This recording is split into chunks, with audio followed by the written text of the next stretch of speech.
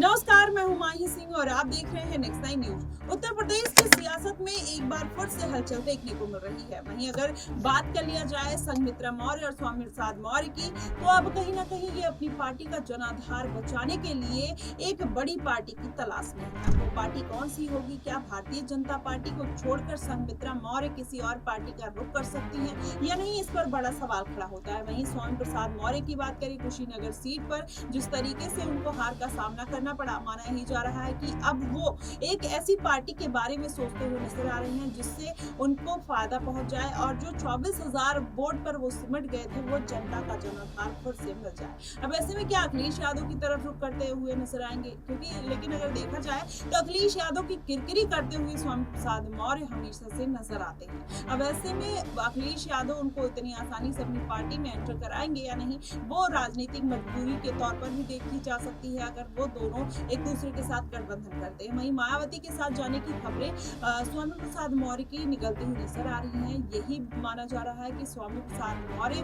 25 सालों तक मायावती के साथ रह चुके हैं। वैसे में मायावती अपनी पार्टी का जनाधार बचाने के लिए हो सकता है कि स्वामी प्रसाद मौर्य को लेते हुए नजर आए। ये बात आखिर क्यों निकल कर आ रही है? क्योंकि इस बार जो भी राजनीतिक दल है कहीं ना कहीं अपनी पार्टी का जनाधार बचाने के लिए ऐसे छोटे छोटे दलों को साधने का प्रयास कर रहे हैं। वहीं अगर अब बात कर लिया जाए केशव प्रसाद मौर्य को मात देने के लिए अब योगी आदित्यनाथ से पल्लवी पटेल से मुलाकात की, तो आप सोचिए किस तरीके से समीकरण बनते हुए नजर आ रहे हैं। वही पल्लवी पटेल जो सिराथू सीट से कहीं ना कहीं केशव प्रसाद मौर्य को हरा देती हैं और केशव प्रसाद मौर्य का ये जो बगावती सुर है कहीं ना कहीं उस पर लगाम लगाने के लिए अब योगी आदित्यनाथ ने ये पासा फेंक दिया है। ऐसे में माना ही जा रहा है कि स्वामी प्रसाद मौर्य भी कुछ बड़ा खेला कर सकते हैं, क्योंकि आप देखेंगे स्वामी प्रसाद मौर्य पहले भारतीय जनता पार्टी में शामिल थे, फिर वो अखिलेश यादव का रुख करते हैं। अखिलेश यादव की पार्टी छोड़कर उनके कहीं ना कहीं किरकिरी करते हुए नजर आते हैं, तमाम बयान आरोप उन पर लगाते हुए नजर आते हैं। तो ऐसे में माना ही जा रहा है कि मायावती का फिर से रुख कर सकते हैं या फिर चंद्रशेखर आजाद की तरफ जाते हुए नजर आ सकते हैं। ऐसे में उपचुनाव है, उपचुनाव में लगातार ऐसे छोटे छोटे दलों को अगर साथ दिया जाएगा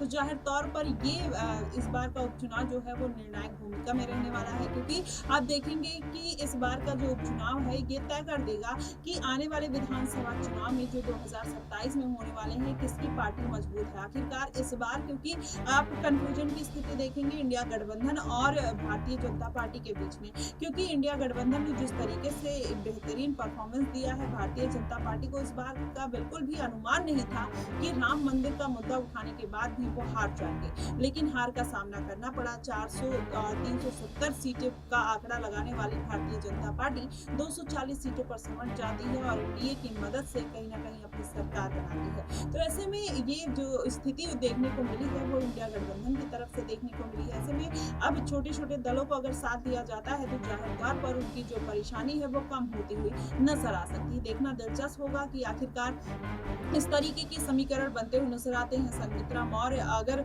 भारतीय जनता पार्टी छोड़कर किसी और पार्टी का रुख करती है तो वो कौन सी पार्टी होगी? स्वामी प्रसाद मौर्य अगर किसी पार्टी को ज्वाइन करते हैं तो वो अखिलेश यादव होंगे या मायावती होंगी या चंद्रशेखर आजाद? इस पर सस्पेंस अभी भी बना हुआ है, लेकिन ज्यादातर जो चांसेस नजर आ रहे हैं वो है मायावती की तरफ जाने के। अब देखना दिलचस्प यही बात है कि